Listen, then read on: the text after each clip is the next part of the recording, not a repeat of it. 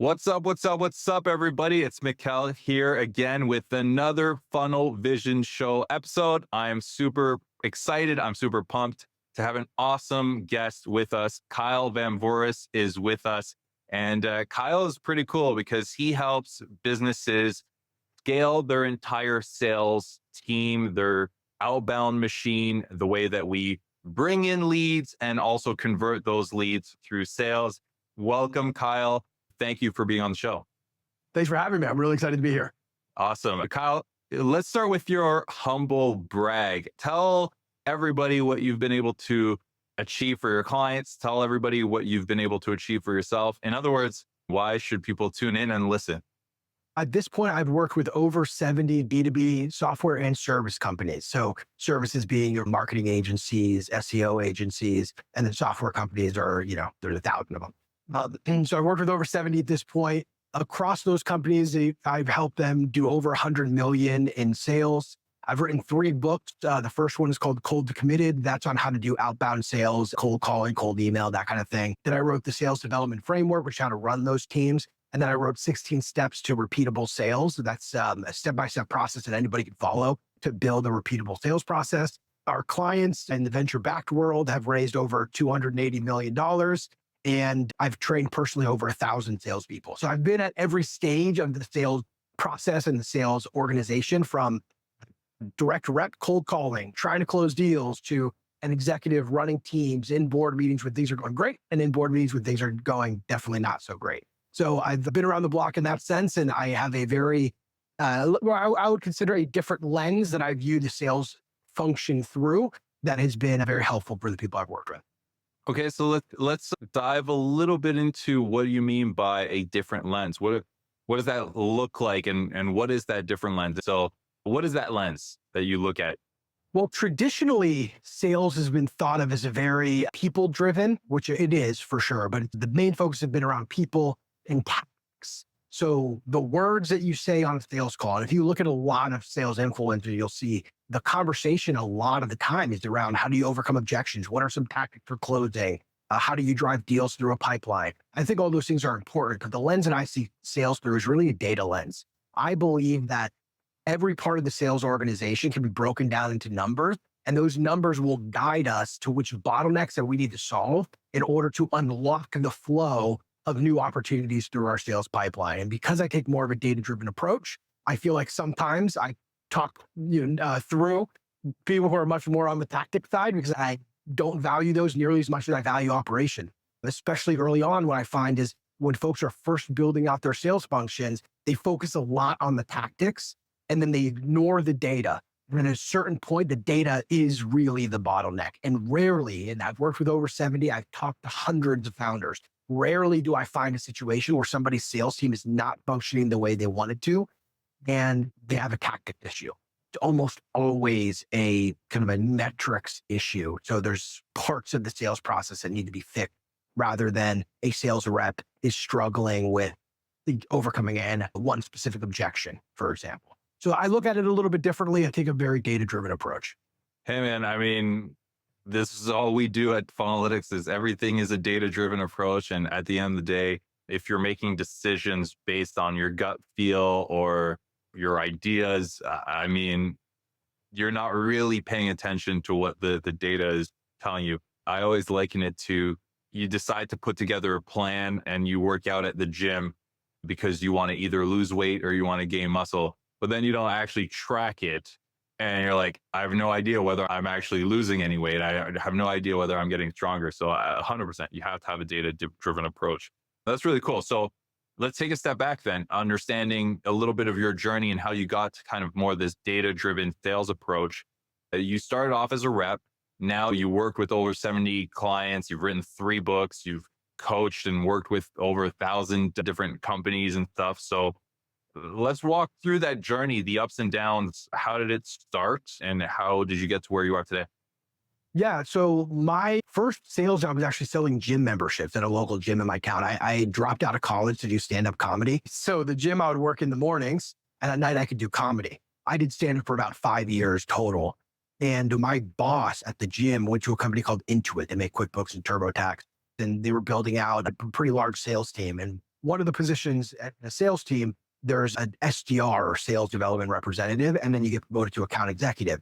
Openers, closers, right? That's another term for it. So I was responsible initially for opening. So I was cold calling, making 100 to 120 calls a day. I got promoted to an account executive where I was selling and left Intuit for a startup company. That's where I sort of fell in love with the early stage, working as a direct salesperson.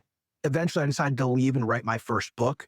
I wanted to document what it takes to be successful as a sales development rep cold calling. There wasn't a lot of materials back then when I wrote the book. I didn't have like a book that I could read and learn from, but I had really good training because I worked at a large company. So this was a way for me to kind of put all that stuff down on paper. After that, I went and I ran a sales development team. That was sort of my Silicon Valley, the exciting moment where we had just raised Series A. I was number 23 or 24. And 20 months later, we were raising a Series B of $30 million. And the company had 4X and everyone's all excited and happy. It was a lot of fun. So I went to go repeat the process running a sales team at a global supply chain software company. So this was a very long sales cycle, much more complex deal. And then I eventually decided to start working, on the side. I'd always been working with companies here or there. I decided to do that full time. My company's been around almost 4 years now. And all we do is we work with companies that are building their initial sales team, or they have a sales team that isn't functioning very well. And they need to get that sales team on the right track so they can actually scale. And that's it. That's what we repeat over and over again. So tell me a little bit about that process of building your agency, right? It's great. You've got this skill set. It's the same as everybody else who does any sort of service-based business. They start off because they have the core skill set, but that certainly doesn't mean you know how to be a CEO. It certainly doesn't mean you know how to run an actual company. So walk me through those 4 years. What were the challenges? How did you get those first few customers? How did you then ramp up? Like, walk me through the journey. I mean, the hardest thing is just figuring out what you're going to actually sell, right? A lot of times, like when you first start a company, you think like, oh, this is what I'm going to end up selling. But then over the years, you figure out, like you tweak it and you end up getting to a different place. So when I left my job to do Vouris full time, I had 2 kids and I was the only income earner for the family. So there's a lot of pressure, especially in the beginning, to get something to happen. I had 2 customers, but I couldn't pay myself. I didn't really have enough money to pay myself. So those 2 customers, I was reinvesting a lot in the business. My early focus was on SEO. So I was doing a lot of blog writing to try to rank for certain keywords that ends up becoming important later. And early on, it was me trying to figure everything out. And I would close a deal here or there, and then my calendar would get more full. And then about a year in, I was finding myself in 39 hours of client calls every single week. So that's just client calls on the calendar, just absolutely insane. And you're jumping from one meeting to the next meeting. There's a lot of context switching. I had a business partner, but he wasn't client facing. He managed the finances and some of our back end stuff. But man, it was a really tough time. Probably the hardest parts, there's a couple of really hard moments, but I would say early on, the hardest one was getting myself out of sales. Servicing the actual customers. So I brought on somebody to help service. My initial idea was there'll be me, I'll be the guy, and then I'll have these junior people who will help deliver our service. And I had the service very well structured. And it was an absolute disaster. And that was the first big learning. Because I'd managed people before, but this was the first time that I was managing someone who's in charge of an entire department. It's one thing to say, hey, your job is just to do this one little thing. It's another thing to say, your job is all of these things. It becomes a lot more challenging. The hard part was the operation of that department, because when I was operating it, I was just operating it. I knew how to do it. When you bring in a new person, you have to systematize all that. And it was a total disaster. So that was around when did you bring in that person? Probably a year in, about a year in, maybe a year and 3 months. Okay, so let's kind of fast forward a couple of the next 3 years. So, okay, you found that person, you had to systemize everything. So now that means, cool, I've got a person. So now I assume now you had to ramp up the sales side. Well, so sort of. So what happened was that person was a total disaster. Was working with customers. We had customers churning all of a sudden. I was getting some negative feedback. And then the person who I had hired was slowly getting like more intense and aggressive. it just wasn't a good working relationship. And there's probably a ton of reasons for that. I will say not everybody is a great fit for a very early, like an early stage company, whether it's a software or a service company. I think that was probably part of it. I think, so I'm somebody who gives a lot of autonomy where it's like, oh, I hired you to do this thing. I'm trusting you to do this thing. I think that was probably a mistake. I should have been a little bit more hands-on. So anyway, there's a lot of things that take place there, but eventually I let that person go and I went the other direction. So I hired folks with a lot of experience. And that was one of the hacks. I started paying myself about 10 months in, by the way. I was paying myself a little bit. I had money to pay somebody else. When I brought on someone who's more experienced, they're making way more than me, right? I'm paying myself enough to not go bankrupt personally. This person's getting like a normal salary. I hired somebody very experienced and that changed everything. One of the advice I give people early on is the important hire, you should just bite the bullet and hire the most experienced person, even if it costs you a lot more. That person, so the first person I hired, gosh, we were 3 months in and things were still chaotic. Second person I hired, Fetty, he's still here. 3 weeks in, was dealing with all customers. And then I was completely out of delivery. It makes a huge difference.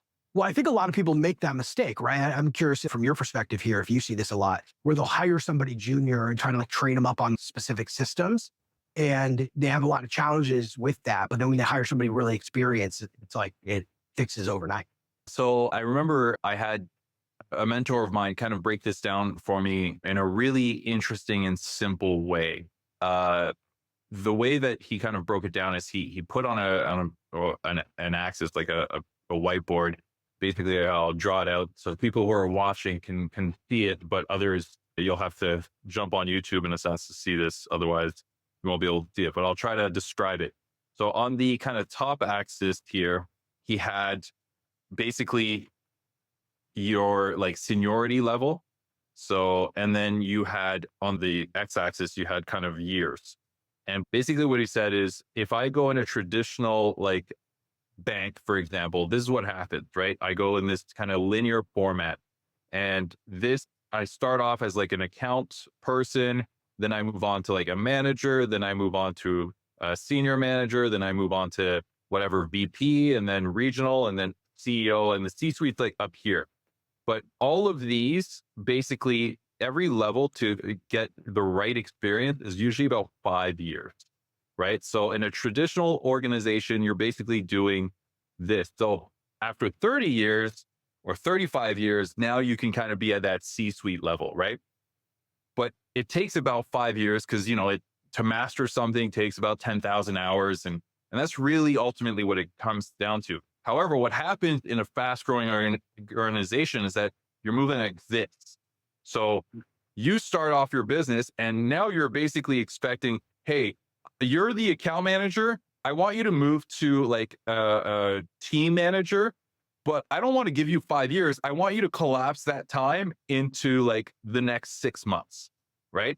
They just don't have the time. They don't have the experience. They're learning on the job and they're going to just mess up the whole time. So your job is to figure out, okay, well, who has this experience who can basically do this and hopefully move on to the next stage, and then you're going to realize you're going to churn through like 2 or 3 sets of people as your company keeps growing because they just don't have the experience to go to the next level. So yeah, I experienced this a lot. And if you don't hire people, you're going to end up just basically paying for their education in a sense, and it's going to be on your dime. And if you're a bank, it works. But if you're a fast growing organization, we don't have a choice. Like we can't mess up. Every little thing counts in this business. So you found your operations person, then what? Yes, I brought him in. All of a sudden, I don't have to spend any time servicing customers. It was awesome. Then I became much more focused on sales and marketing. So creating more content. SEO was a big part of what we were doing. And our SEO was so around this time, it actually started working. It take 12 months. Then like finally you start ranking for stuff. So that's sort of working. So I spent most of my time speaking at events and working leads, doing sales calls and stuff, which is fine. I actually like that part. That's an easy part. And it's not like we're so high volume that it takes a lot for me. And that's what I still spend my time on. I still spend my time on having sales calls. I do a couple of them a week and then creating content. and that's it. I would say like the next milestone is hitting capacity constraints where it's just, I don't have enough people to service the customers. Like some agencies, they're very lean people wise, their service can be delivered without that many people and it's a lot more scalable. For us, we're pretty hands-on with our customers. So I end up hitting bottlenecks with capacity and you have to bring on more people. I would say, surprisingly, I was not expecting this to be a challenge so much, but surprisingly, compensating people a lot more difficult and nuanced than originally I was expecting. I come from a sales background. Compensation is base salary, variable compensation on a specific result. Well, when you leave the sales realm, it's less binary of did you close a deal or did you not? Did you book a qualified appointment or did you not? Right? Instead, it becomes like, how do I make sure I'm incentivizing the right thing? So we would have swings where it's like our gross profit would be terrible. And then I'd have to adjust, how I'm bonusing people, and then it would fix the problem. And that relationship, and I'd heard people talk about this before, but until you truly experience it, the relationship between compensation and actions is so crazy to me when I come from a sales background where that's all it is. But to see in these other departments where seemingly they don't have nearly as much control of what they're being compensated on, like a salesperson, did you close a deal or not, right? Gross profit is a little tough, right? So gross profit bonus is what I ended up doing. And you'd think it'd be a little bit harder for them to manipulate it, but you put a gross profit incentive there, the people figure it out because they want the money. Anyway, that took me a little while to learn. And that was a big breakthrough that I've had this is recent. This is over the last year. Yeah, it's interesting, right? And even when you have engineers on this software side, it's the same. Like if you find a way to kind of align everybody around certain KPIs that you're trying to hit or North Star metrics, then your engineers start questioning, well, should I really build this feature? Like they're going to start pushing back because they're like, normally it's just, yeah, like tell me what feature, give me the specs, and I'm going to go and build it. When you start saying, actually, everybody needs to align around user growth or retention, right? Now we're going to sit there and everybody gets a compensation or a bonus around retention. Now the engineers start having opinions. They're like, I don't think this is going to move the needle on retention. I want my bonus. So can we please do something else? It really changes people's behaviors. Talk to me about the growth tactic, because we're kind of coming up on time here and your story is fascinating. We could talk for much longer, but tell me a little bit about, you obviously help businesses with their sales engine and their outbound engine. So what does it look like when it's an agency specifically? I mean, I get like hundreds a month of like SEO agencies or whatever it may be cold emailing me. So tell me a little bit about like how you approach the sales engine for agencies specifically. Yeah, well, first I'll share my philosophy when it comes to engaging with customers. I believe that the most powerful thing you can do is actually speak to your customers. If I could be in person with every potential customer that I could, I would be. But that becomes very difficult. And because of that core belief, I tend to heavily incentivize cold calling with every organization I work with. It's the only thing I say is guaranteed to work. I've never seen it not work. It is always effective to sit down and talk to your customers. These are the data points that you need to look at. So that's my fundamental belief. Now, whether you're doing inbound or outbound might change the approach a bit, but in both cases, I'm using the phone. So if we have inbound leads, if we have lead magnets, people are downloading, I'm expecting somebody on the team to call that person who downloaded the lead magnet within 2 minutes of it being downloaded. Mandatory. That is my number one priority when it comes to working inbound lead. With outbound, it comes down to the list and the amount of activity we can do against the list. I want a very, very well-qualified cold list of people who've never heard of me before. And I want somebody making 100 calls a day to that list. If we can't speak to our potential customers and convince them to evaluate our service, there's a problem. And most likely the problem is you're not articulating the value that you're providing very well. You're not finding a challenge that they have that's worth solving. And so I heavily prioritize the phone in all of this outreach. Interesting. Yeah. I mean, and most people don't. Most people now it's what LinkedIn automation, email automation, how many connection requests, how many emails can I send? And again, you end up getting so many emails that all sound and look the same, in which case, like, well, how are you any different? But for sure, if you start prioritizing the phone, now you're having a real, true conversation with somebody. Yeah, look, don't get me wrong. Like doing the email and the LinkedIn thing is fine. But generally, what ends up happening is you catch the people that this is very top of mind for. So if you're doing a email campaign, like now they're building campaigns where we're sending 1,000 emails a day. We're booking a couple meetings a day, but we're sending 1,000 emails a day. You're burning through a list pretty quickly. How many thousands do you have? I've run organizations where we're going through thousands of leads, and we're seeing list degradation as the density of non-responsive leads increases because we're pulling out all the responsive ones. So over time, you are diluting that list and making it less and less engaged. But either way, and I'm not saying you're going to burn the list. I don't believe in that. But well, either way, you're catching people where it's top of mind. Oh, I've been thinking about SEO for a while. And I just got an email from an SEO person. Let me check this out. Right. But what about the people that aren't really actively looking for it? Maybe they feel like their SEO could be better, but if somebody emailed them about SEO, they're not really, they're not drawing the connection to like, this person can help me with SEO, which helps me solve this problem here. There's a big group of those people. And when you talk to them and ask them about their challenges, if you talk to them about their challenges and you can draw that line between the challenge and your service as being a solution to that challenge, then they go, you know what? Let me take a look and dive a little bit deeper into this because this could be a solution to that challenge. Now you just opened up the amount of people that are convertible. And that's why I like the phone so much, because it gives you that back and forth.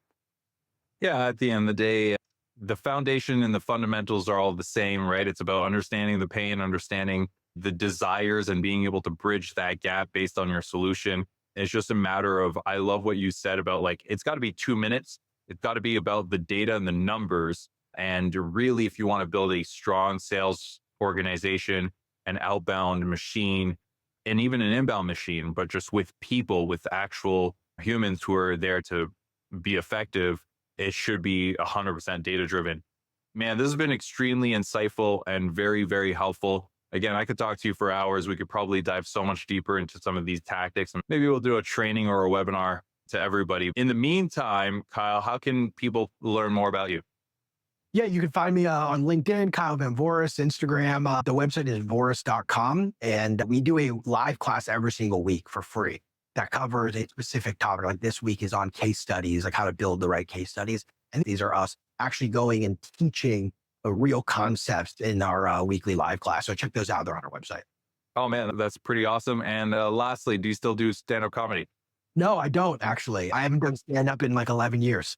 Oh no, maybe you're gonna have to get back out there just maybe. to reinvigorate those creative juices. But man, it's been a pleasure having you. I appreciate it, and I appreciate the conversation that we've had. So thank you for coming on.